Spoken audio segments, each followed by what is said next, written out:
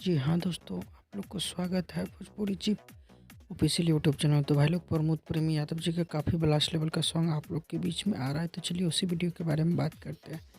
जी हाँ दोस्तों, गाने का नाम है सैयां जोगिरा गावत। इस गाने को प्रमोद प्रेमी यादव जी ने गाए हैं। गीत है प्रभु बिशनपुरी जी का, म्यूजिक से सजाया है विक्की बॉक्स।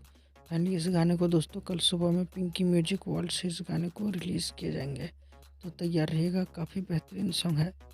आशा और विश्वास है दोस्तों ये गाना आप लोग को काफ़ी पसंद आएगा। अगर ऐसा ही अपडेट चाहते हैं तो चैनल को सब्सक्राइब करके रखिए, वीडियो को ये लाइक कर दीजिए, ताकि भोजपुरी से रिलेटेड कोई भी खबर आएगा तो सबसे पहले आपको देखने को मिलेगा। तो कैसा लगा दोस्तों आज का ये अपडेट?